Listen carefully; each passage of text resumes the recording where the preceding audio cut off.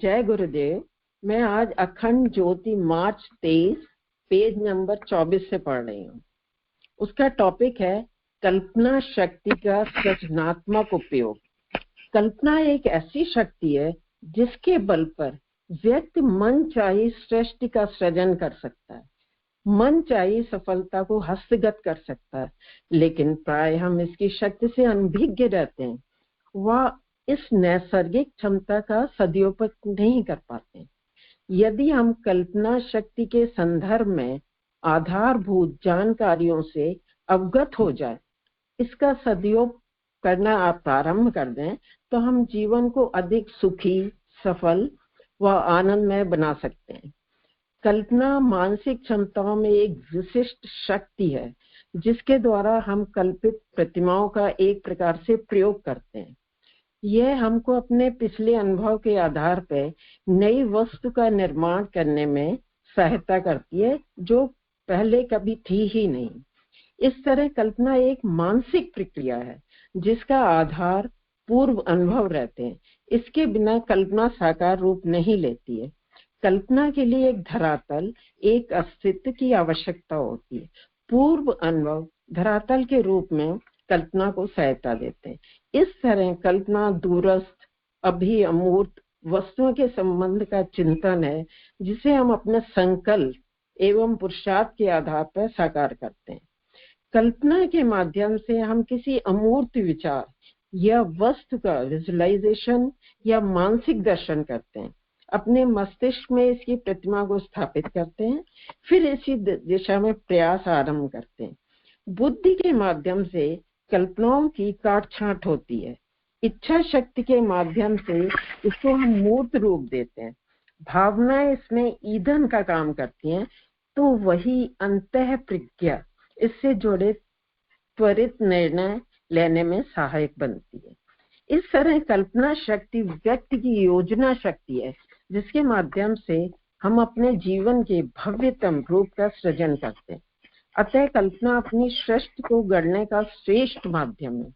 व्यवहारिक भाषा में इसे स्वप्न देखना भी कहा जा सकता है, जो जीवन के किसी भी क्षेत्र में हो सकता है। जो स्वप्न देखेगा वही कल्पना करेगा और उसके सोपान पे आगे श्रम साधना द्वारा लक्ष्य की प्राप्ति कर सकता है।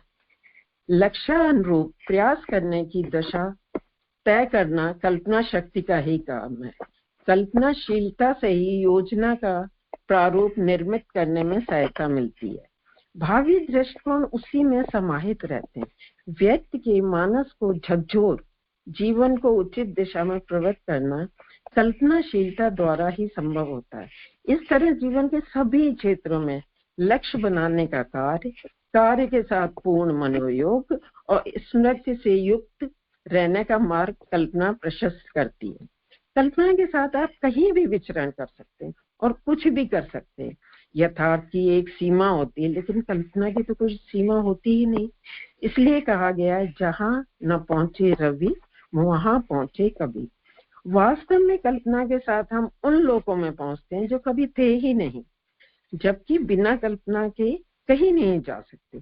किसी ने सही कहा है, आज जो साबित हो चुका है वह मूर्त है, वह कभी केवल एक कल्पना मात्र था। इस तरह कल्पना के माध्यम से हमें अपने भावी जीवन की झलक मिलती है। व्यक्ति कल्पना के आधार पर भावी जीवन की रणनीति तैयार करता है, उसको व्यवहार में लाता है। कल्पना के साथ बौद्धिक प्रखरता तीव्र होती है, ज्ञानार्जन में तीव्रता आती है। चिंतन एवं तर्क में कल्पना का बाहुल्य समस्या का हल करने में सहायक रहती है और परिष्कार या सुधार करता है। इस आधार पर कल्पना से निराशा का निवारण होता है, दुख आदि से छुटकारा मिलता है तथा जीवन अधिक सुखी, समुन्नत व सुंदर बनता है। लेकिन यदि भाव नकारात्मक हैं तो मन में अनेक तरह के संशय, आवेग, तनाव वो भी कल्पना से उत्पन्न होते हैं। अतः कल्पना जहाँ अपने सकारात्मक रूप में सृजन का आधार है, तो वही नकारात्मक रूप में ये कुकल्पना का रूप ले लेती है, नरक तुल्य बन जाता है। जीवन में तमाम तरह के भयों को अधिकांशतः कल्पित माना गया है। जिसमें 1/3 भी वास्तव में घटित नहीं होते। अतः नकारात्मक कल्पना पे नियंत्रण करना बहुत आवश्यक है। जीवन में कल्पना शक्ति के महत्व को देखते इसके विकास का यथासंभव प्रयास चलता रहना चाहिए। कल्पना शक्ति को बढ़ाने के लिए और आगे करने के लिए अपनी जिज्ञासा को मरने नहीं देना चाहिए, कुछ नया करते रहना चाहिए, अपनी रुचि को विस्तार दें, इसके साथ खूब अध्ययन करें, नई पुस्तक पढ़ें, कल्पना शक्ति की छिपी क्षमता को प्रज्वलित करने का काम करें। नए विचारों को सृजन करती है तथा कल्पना को नई उड़ान भरने का आधार बनती है। अध्ययन के साथ डायरी लिखकर अपने विचारों को व्यक्त करें, नित्य नई कार्य योजना बनाएं, इनको मूर्त करने से व्यवहारिक कार्यक्रम बनाएं व इन्हें क्रियान्वित करें।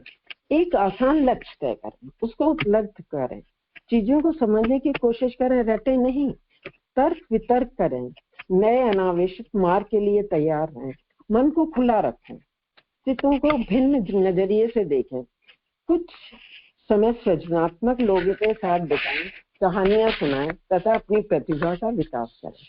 इसके साथ मन को ध्यान के माध्यम से विश्रांत रखना जरूरी है। शांत स्थिर मन कल्पना शक्ति के विकास के लिए बहुत आवश्यक है, बल्कि इसी संतुलित मनस्थिति के गर्व से कल्पनाओं की उड़ान अपने चरम सीमा की ओर बढ़ती है। महान वैज्ञानिक आइंस्टाइन के शब्दों में कल्पना ज्ञान से अधिक महत्वपूर्ण है, क्योंकि ज्ञान सीमित है, जल की कल्पना के दायरों में तो पूरा विश्व है। जॉर्ज बर्नार्ड शॉ ने क्या खूब कहा है, कल्पना सृजन का शुभारंभ है। आप जिसकी चाहत, बहुत ही अच्छा लिखा है, आप जिसकी चाहत रखते हैं उसकी आप कल्पना करते हैं, जिसकी आप कल्पना करते हैं उसकी इच्छा करते हैं, और अंततः क्या होता है, जिसकी आप इच्छा करते हैं उसका आप सृजन करते हैं। वस्तुतः कल्पना आत्मा की आंख है, इससे आप जीवन के उज्जवल, सुनहरे तथा विशाल स्वप्न को देखते हैं।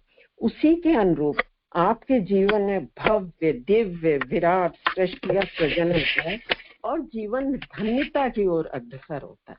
इसका बहुत अच्छा उदाहरण है हमारे वैज्ञानिक होमी भाभा एंड विक्रम साराभाई। अभी रॉकेट बॉयज आई थी, सीरियल बना था, दोनों ने रॉकेट लॉन्च करने की कल्पना की, इसके पहले किसी ने नहीं किया था। उन्हें बहुत कठिनाइयां आई, बहुत कुछ हुआ, लेकिन आखिर में वो इतने स्ट्रांग थे, उन्होंने सफलतापूर्वक उसका लॉन्च किया।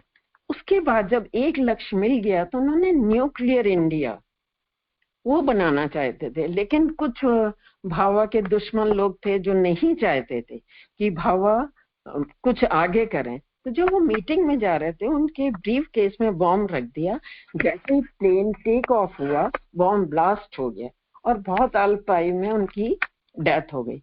लेकिन विक्रम साराभाई ने हार नहीं मानी, हिम्मत नहीं छोड़ी। आखिर में काफी कुछ स्टोरी है, आखिर में सफलता पाई, हमारा भारत न्यूक्लियर परीक्षण में सफल रहा। हमें यही सीख मिलती है कि सकारात्मक कल्पना करें, छोटी छोटी करें, दैनिक जीवन से जुड़ी करें, फिर जब वो गोल हमें मिल जाता है तो हम और बड़ी कल्पना करें। नकारात्मक नहीं होनी चाहिए और हमें नहीं भूलना चाहिए, failures are the key to success. सब खुश रहें, सब स्वस्थ रहें। जय गुरु।